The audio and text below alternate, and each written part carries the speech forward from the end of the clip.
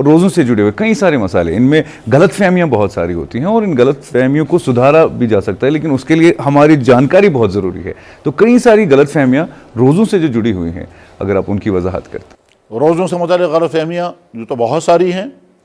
مثلا روزوں کے متعلق ایک غلط فہمی یہ ہے کہ جو چھوٹے بچے ہیں ان کو روزے نہیں رکھنے چاہیے.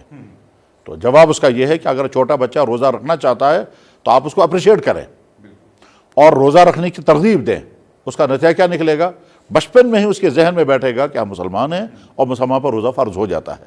چنانچہ جب اسے روزہ رکھ لیا اور روزہ رکھنے کے بعد دن میں اس کو جو ہی بھوک لگے گی، آپ اسے کہیے کہ دیکھو تم چھوٹے ہو اور اللہ نے تمہارے لیے کنسیشن رکھی ہے، تمہارا افطاری صفت ہو جائے گا.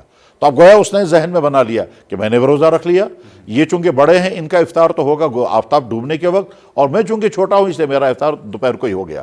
تو آپ ان کو اپریشیٹ کریں روزہ رکھنے کے، نہ یہ کہ ان کے کہ نہیں بیٹا آپ نے روزہ نہیں رکھنا، نہیں بیٹی آپ کو ہرگز روزہ نہیں رکھنا، آپ کو تو منع ہے. تو ایک تو اس بات کے سدھار ہو جانا چاہیے. نمبر 2، جو ہمارے بچے سکولوں کالجوں کو جا رہے ہیں، اب تک رمضان سے پہلے آپ ان کو ٹفن ساتھ میں دیتے تھے، کھانے کا سسٹم ساتھ میں ہوا کرتا تھا. آپ بچوں کے ذہن یہ بنائیں کہ اب دیکھو رمضان ہے، رمضان میں آپ کو کھانا ساتھ لے کر نہیں جانا ہوگا. اب البتہ رمضان کے مہینے میں کھلے عام نہیں کھانا ہوتا ہے. رمضان کے مہینے میں اولاً تو کھانا ہی نہیں ہوتا، اور اگر کھانے کی مجبوری ہو تو چھپ کر کے کھانا ہوتا ہے کیا کہ رمضان کی توہین نہ ہو.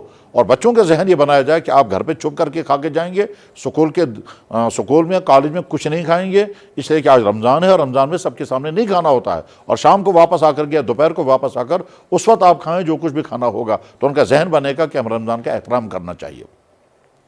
اسی طرح سے جو خواتین ہمارے گھروں میں ہوتی ہیں اور جن کو روزے معاف ہو گئے، وہ بڑے کھلے عام کہتے ہیں کہ صاحب ہمارے تو روزے معاف ہیں، سب کے سامنے بیٹھ کے کھا رہی ہیں. تو دیکھیے یہ دو الگ الگ چیزیں ہیں.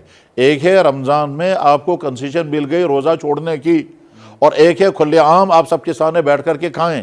تو آپ کو اجازت ہے کہ آپ روزہ چھوڑ دیں، بلکہ حکم ہے آپ روزہ چھوڑ دیں جن صورتوں میں بھی ہے. لیکن اس کے معنی یہ نہیں ہے کہ آپ کے سامنے کھائیں، بلکہ یوں کہ کسی کو پتہ بھی نہیں چلنا چاہیے کہ آپ نے کب کھایا. رمضان کے احترام کا تقاضا یہ ہونا چاہیے.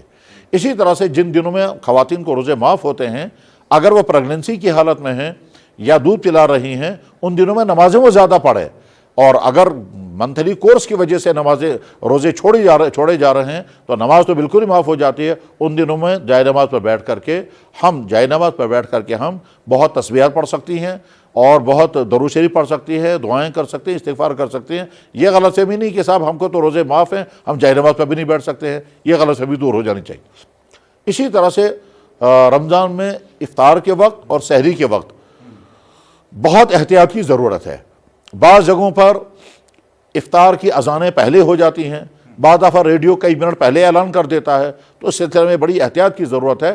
ایسا نہ ہو 1-2 منٹ کے آگے پیچھے کرنے سے آپ کا روزہ خراب ہو جائے.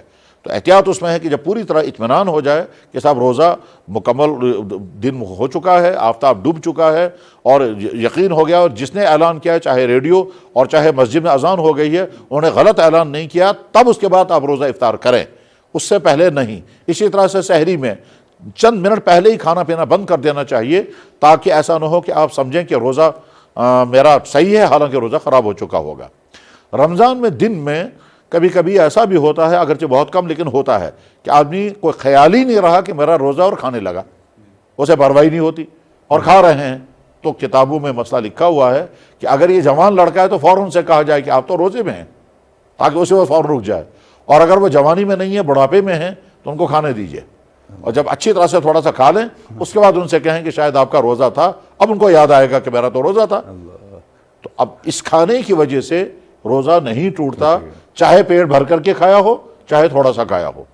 مثلا اور یہ کبھی بلکہ حدیثوں میں تو یہ آتا ہے کہ اللہ کے نبی علیہ السلام نے فرمایا کہ اللہ تعالیٰ خاص طور پر اس کو کھلاتے ہیں، اس کے ذہن سے اتار دیتے ہیں کہ تم روزے سے ہو.